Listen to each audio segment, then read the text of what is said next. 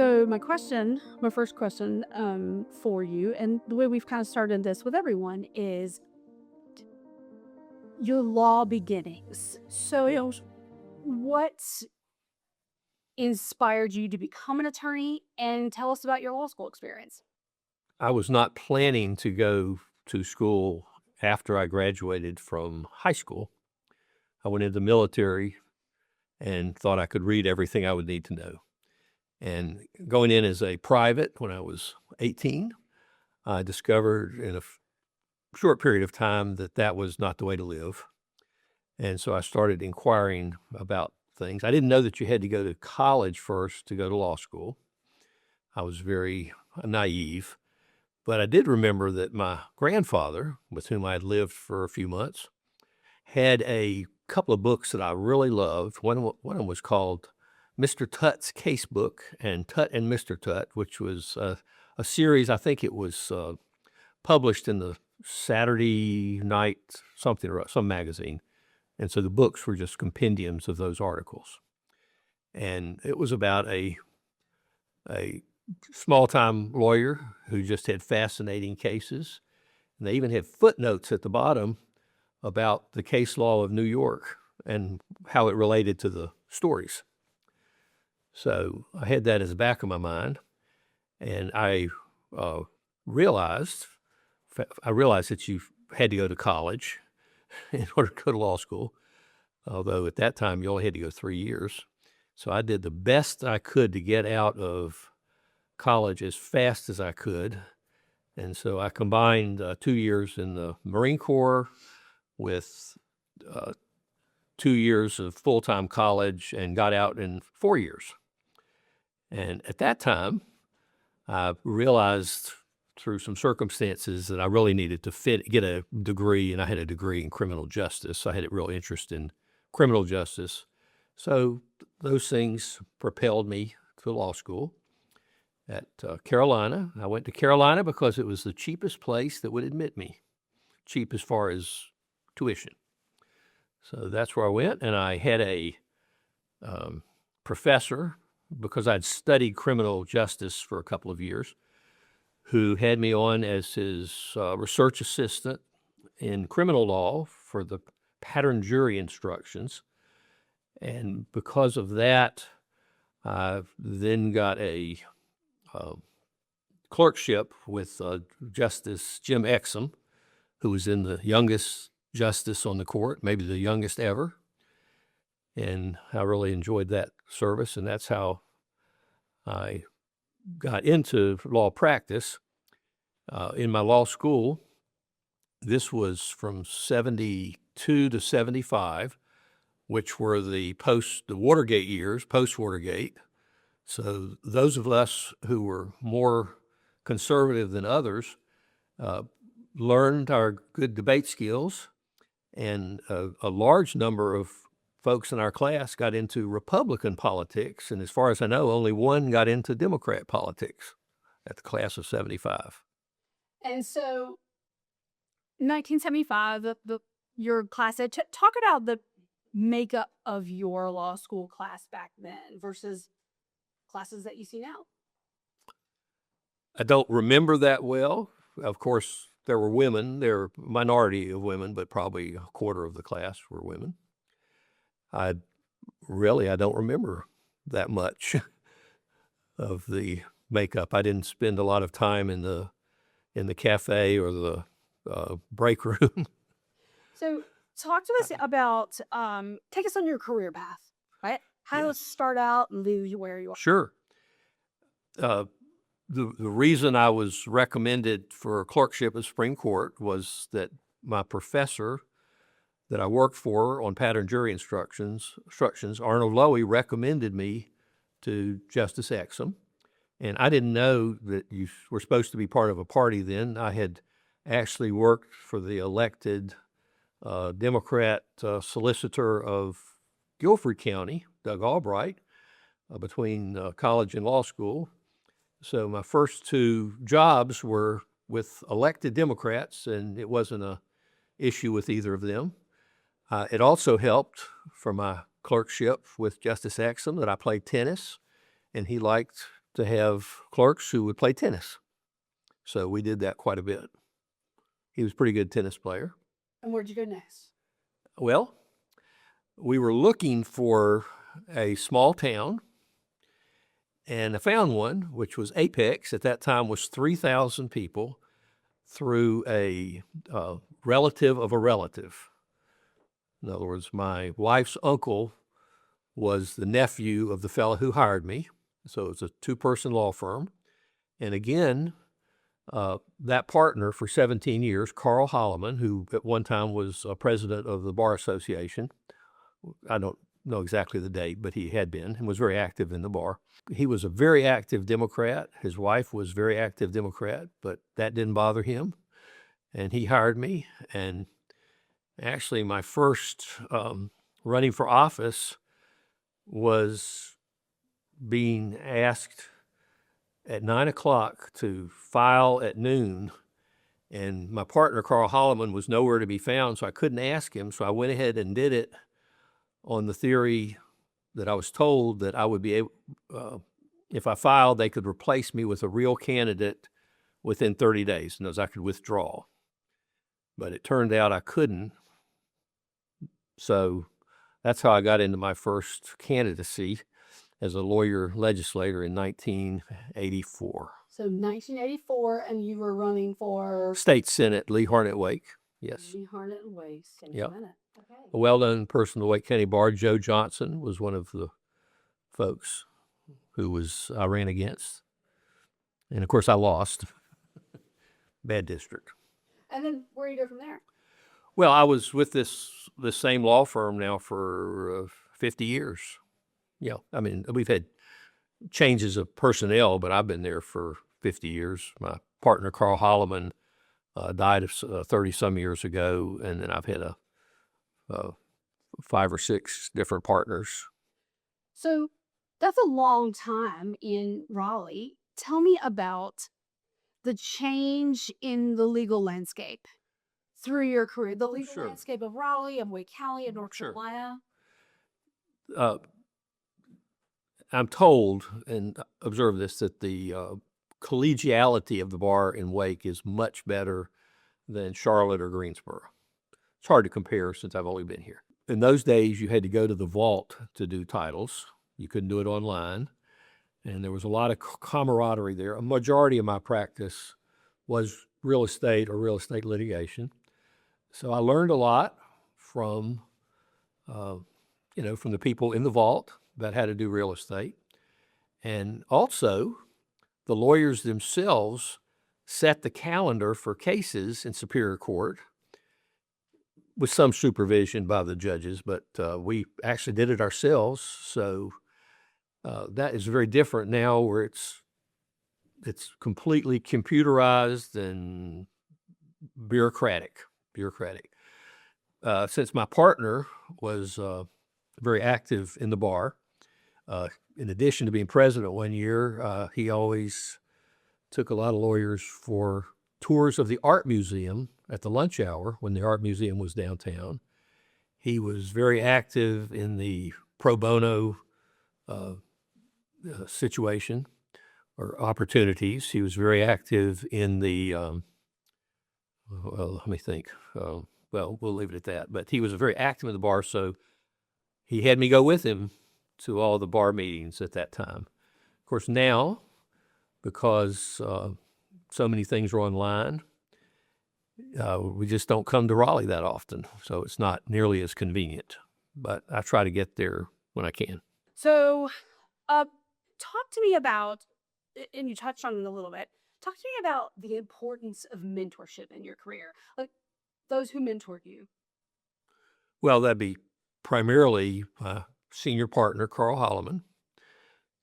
And he, on some issues, he was my mentor. On some issues, I was his mentor. He had saved up a half a dozen jury cases that he couldn't settle.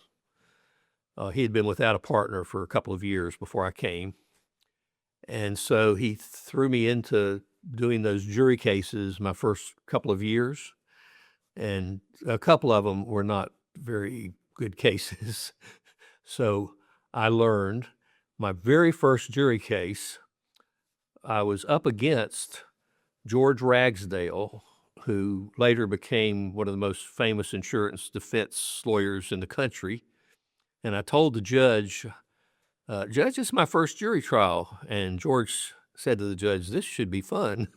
And I'm sure it was fun for him. And as you were going through your career, obviously you had mentees that you mentored. Yes. What advice did you offer to them? How did you help those coming after you? Sure. Almost all of my future partners and associates were younger than I was. So, and I was always a small firm. The largest number we ever had was 5 attorneys for about 6 months one time, but usually it was 3 or 4. And we would do cases together, usually, not always, usually. And so some of them I would take the lead, but if the associate was taking the lead, we would discuss all matters of tactics and strategy, and then they would do the research and possibly the brief writing.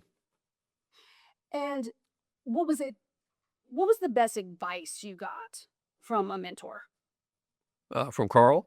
No, from any mentor. Like, if you can think about it and put it into I've had mentors, but I don't know that I had many lawyer mentors. Bill Kobe was my political mentor, if you know that name. And what was his advice to you? Well, stick to your real principles, but be willing to listen to everybody because you may change your mind. And That was what I remember the most. And he's about 90 now, and he still gives me feedback on a few things. And then you're through your political career. Take us through your time in the legislature. I was a member of the State House for 16 years, but that was over a span of about 30 years. I actually lost 6 elections, but won 8. So I was in that process for a really long time. And even today, I'm involved in politics and legislation. One of the candidates, who I'm sure is a member of the Wake County Bar, Michael Byrne from Cary, I worked heavily on his primary for the Court of Appeals, and he ended up winning by about 0.5%. So we all that worked on it felt we had done something pretty well. Okay, so my career in politics was about 40 years, and I lost 6 elections, which was of all the people who have ever run that I've ever heard of, but excluding perennial candidates who just do it for fun and don't ever expect to get elected, exclude them, I think I had more losses than any other known politician except for Abraham Lincoln. He was 7-7 and I was 8-6. And I'll tell you, the year that I was 1-6, because I won my last 7, the year that I was 1-6, my family was not excited about me trying again.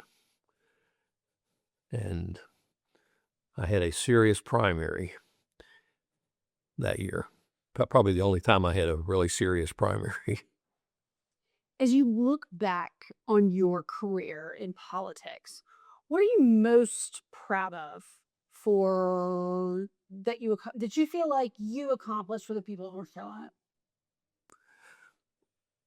Well, I mentioned 2 particular issues in a minute, but generally, I was involved in about everything because I was in leadership for most of that time. And so I would come in with 5 things to do, and by 9:30, they were all by the wayside, and I had 5 other things I had to take care of. In other words, it's very much scattered, but I was able to never got in a scandal, never had but one person, and only half-heartedly, talk bad things about me. I mean, they talked bad about my record, but only about one person ever talked poorly about me.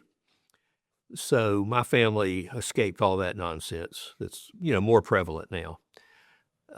in addition to, I'll call my professional legislative stuff, which involved criminal law and real estate, because I was always involved heavily in those.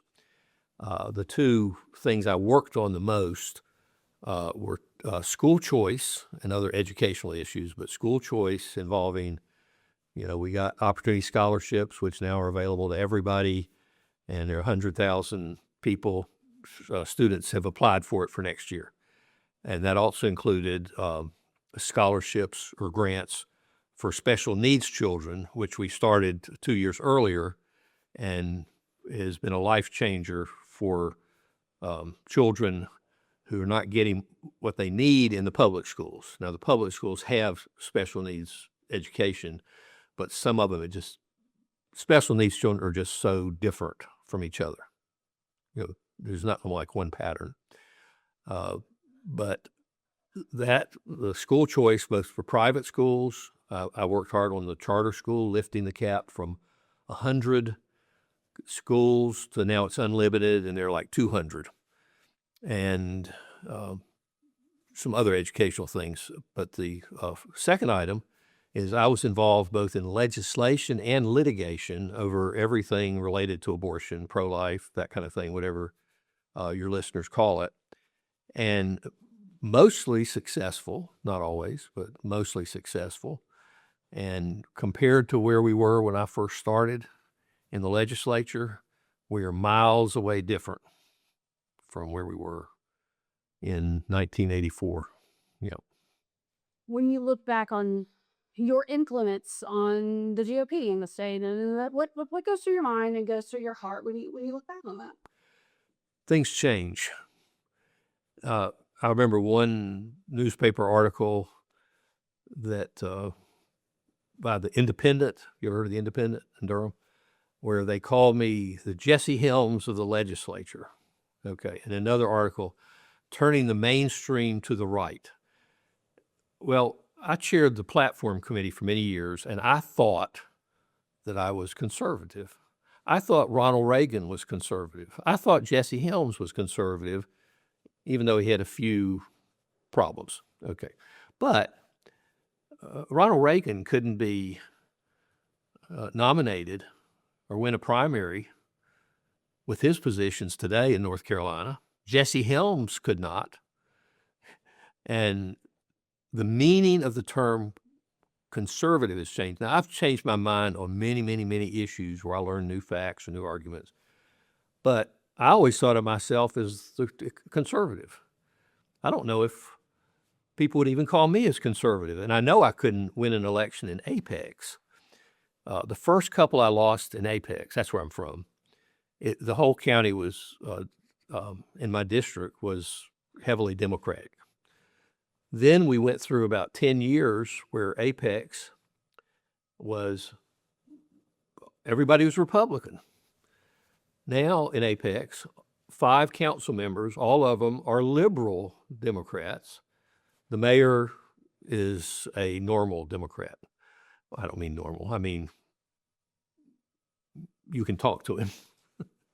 But the others are, so demographics have changed. The conservatives have moved Southern Wake, Fuquay-Varina, Willow Springs, and now instead of 3,000 people in Apex, we have 80,000.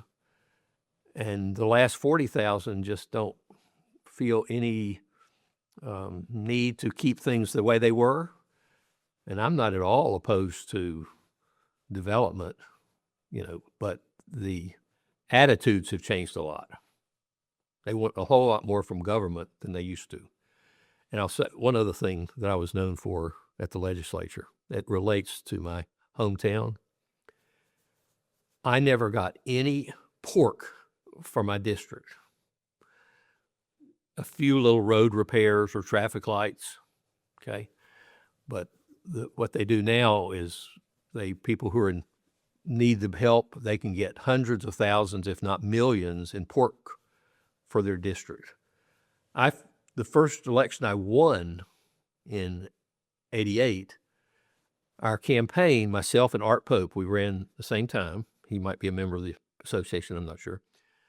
Our main argument is kill the pork barrel, defeat the Gang of Eight. And the Gang of Eight were the 8 peoples at the assembly who controlled everything, or at least controlled the budget. Well, now, and we got pork way down. Now pork is all over the place, and there's a Gang of 8. That's what's changed in the last 9 years. And where do you see our legislature and our politics in North Carolina and in your district going from here? Well, let's not take my district, but the district of who still represents Southwestern Wake. I'm just outside of it. Okay.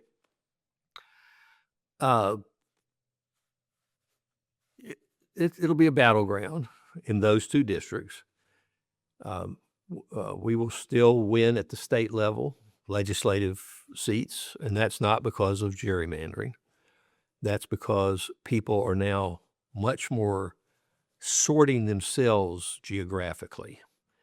And conservatives and Republicans are all over, and the liberals have decided to concentrate themselves in big cities. So that's why.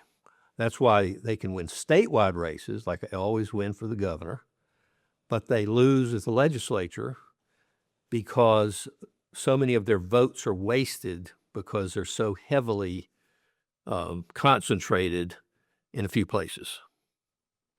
And so do you think that, in your prediction, do you think North Carolina will remain as purple as it is in 2026? Yes, I do. Yeah. Mm-hmm. Now, 2026, the Republicans will probably lose a bunch of seats, but they won't lose the majority.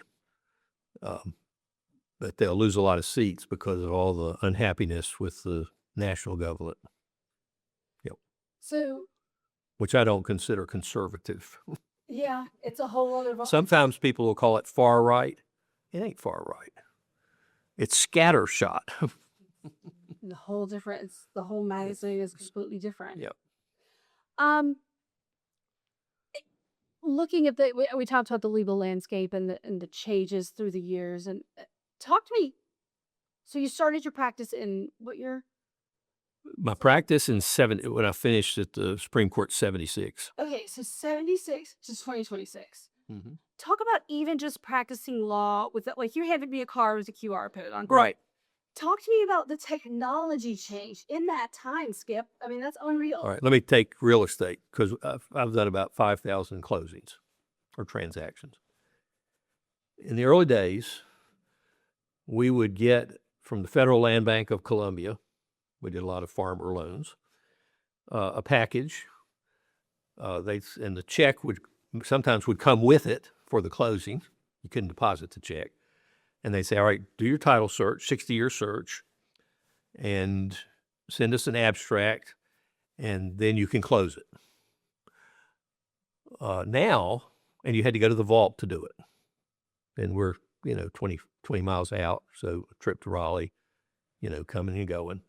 So now, I won't go through all the different years, you may get that closing package the day before closing, and they want you to read 100 pages of instructions and certify that you've read it, which is not possible. Then they won't send you the money until you've sent everything in on the day of closing, so they can look at it and make sure you did it right. But you can do almost all of it online, title searches, almost. And so you're under a lot more pressure.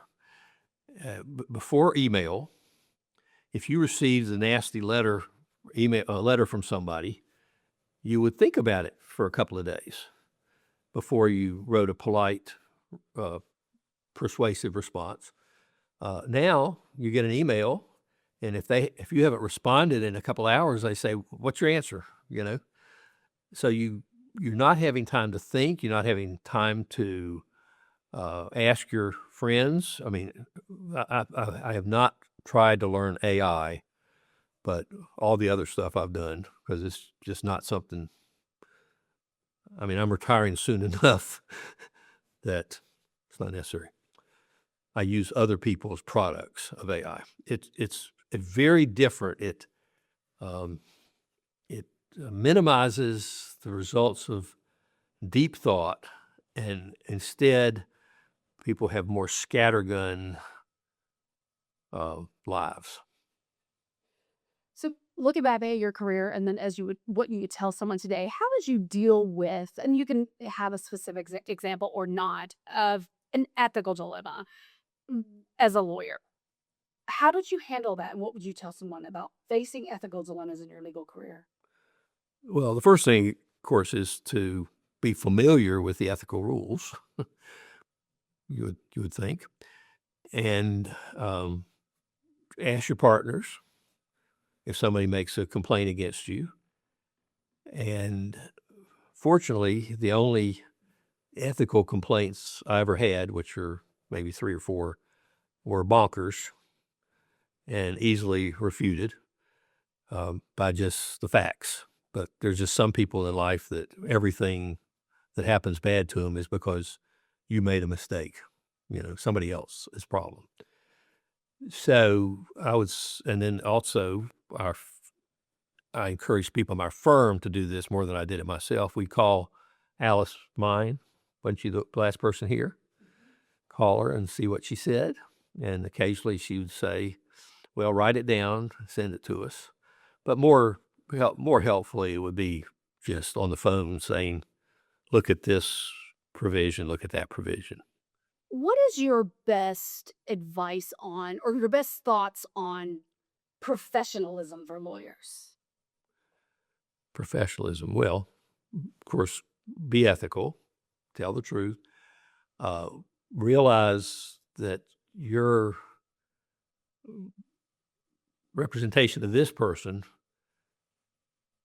can be a win-win situation, or it can just ruin somebody's life and ruin their financial life. And only do that if that's the only way to deal with it. Especially in real estate, it's possible to have win-win solutions because you can think, all right, what is the tax consequences if I do it this way as opposed to that way? So, in other words, it's not like personal injury where it's just a number, okay? But even there, you can, by using such things as structured settlements, make things so much better for your client than it would be just taking the cash. Same thing in real estate, 1031 exchanges, tax-free exchanges. They may come in thinking that they're going to just pay hundreds of thousands of dollars in capital gains tax. And if you explain, and what they were going to do is buy some other land. So you just, I'm not a tax lawyer, but I know enough to tell them, well, if you will exchange, you can save yourself a lot of money that you didn't think you could. And then when you get into litigation, like maybe this person wants this property and this person wants this property, okay? Overlapping, you can draw it so that it gives each of them the best situation for them, or at least you can come closer so that it's not $100,000 difference, it's like a $20,000 difference. So that's when things are very satisfying. So, talk to me about through your career outside the law and how you struck that balance. I mean, like during the sessions, Mm-hmm. like, how do you do that? Uh, when I was in, it was before there was a lot of this electronic stuff. Some of it was.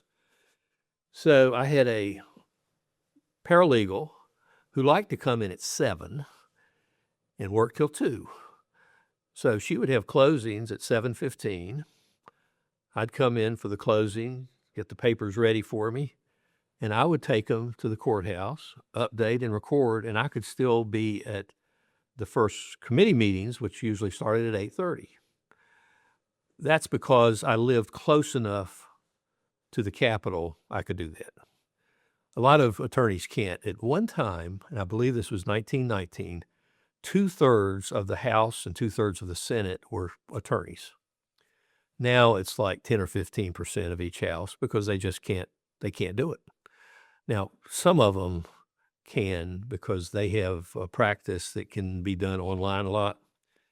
And so there's a lot of waiting around at the legislature, just sitting there waiting for the next thing to happen. So they can be very productive and get a lot done while they're waiting. I didn't get to do a lot of waiting around because of the leadership stuff I was doing. The waiting around is when you go around and tell people how they ought to think that that's the way they should vote. We didn't tell them how to vote, but we did. Well, you covered the legislature. Yeah. You may have noticed a lot of the time you have 15 seconds to vote in the House, right? So I would be going around from person to person, telling them about a bill coming up, but always leaving enough time that I could run back to my seat and vote. And that almost always worked. Not 100% of the time, but almost. Whereas some people were known to play on their computers, play video games, and they could be seen from the gallery, and their reporters would take pictures, or they'd be reading a book. Yeah. No, I remember. Yeah. That's especially those late night ones was crazy. But you're you're late outside of the Sure. law. Yes. Tell us about that. Well, I have 9 grandchildren from ages 8 to 20. And so they were all part of my life while I was still in the legislature. And and for most of for all of that time, they all lived in Apex. And I spent a whole lot of time as their recreation director and private education supervisor. None of them went to private schools, but I taught them a lot. During that whole time, I taught 4th grade on Sundays to Bible. One of the lessons I taught them is on that QR code. It's 11 minutes. I taught that to 4th graders. I was on the board of the John Locke Foundation for much of that time. No, that was right after I got out. I'm sorry. But I was doing a lot of work with the predecessor, Civitas, for some of that time. So I was involved in a whole lot of things, and everybody has 24 hours. I don't watch sports, which consumes a lot of people's time.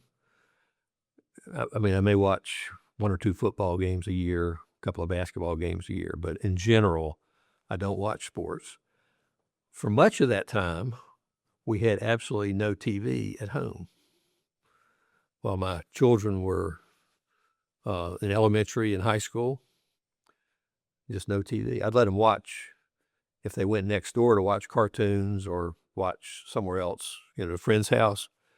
But they each turned into bookworms because that's all they could do at home was read books. And swimming and Swimming. I taught every one of the grandchildren and children to swim at about age 3. Yep, and I take them, even today, I take them swimming, and instead of giving them any gifts at Christmas or birthdays, I pay them for things they can do like swim laps or bring their time down in a race or work at my law office for an hour on something on technology.